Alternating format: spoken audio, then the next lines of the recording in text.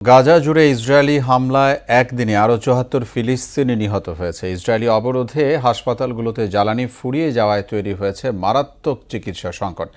এদিকে যুদ্ধবিরতির অংশ হিসেবে ১০ ইসরায়েলি জিম্মিকে মুক্তি দিতে রাজি হয়েছে হামাস। অন্যদিকে লোহিত সাগরে হুতিদের হামলায় ডুবে গেছে ইসরায়েলগামী একটি জাহাজ, এতে ৪ জন নিহত হয়েছে। কাজী শাহরিনের ডেস্ক রিপোর্ট।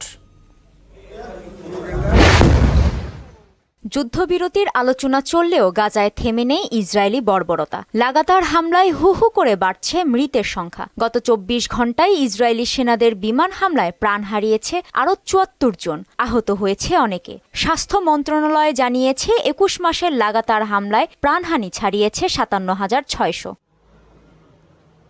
গাজার আল শিফা ও নাসের হাসপাতালের কর্মকর্তারা বলছেন, ইসরায়েলি অবরোধের কারণে জ্বালানি সংকটে শিগগিরই চিকিৎসা কেন্দ্রগুলো নীরব কবরস্থানে পরিণত হতে পারে। হাসপাতালগুলোতে শতাধিক অকাল প্রসবজাত শিশু, প্রায় ৩৫০ জন ডায়ালিসিস রোগী মৃত্যুর ঝুঁকির মধ্যে রয়েছে।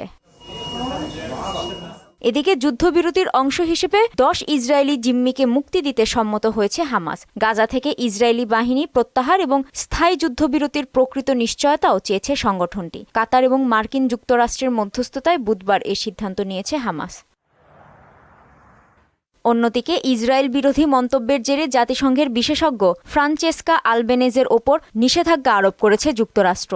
মার্কিন পররাষ্ট্রমন্ত্রী মার্কো রুবিও বুধবার এ ঘোষণা দেন। গাজায় ইসরায়েলের আগ্রাসন ও মানবাধিকার লঙ্ঘনের বিষয়ে প্রতিবেদন দিয়েছিলেন তিনি।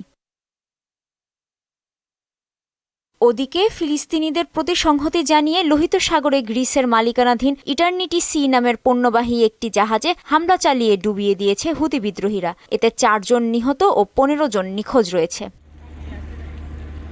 কাজী শাহরিন, মোহনা সংবাদ।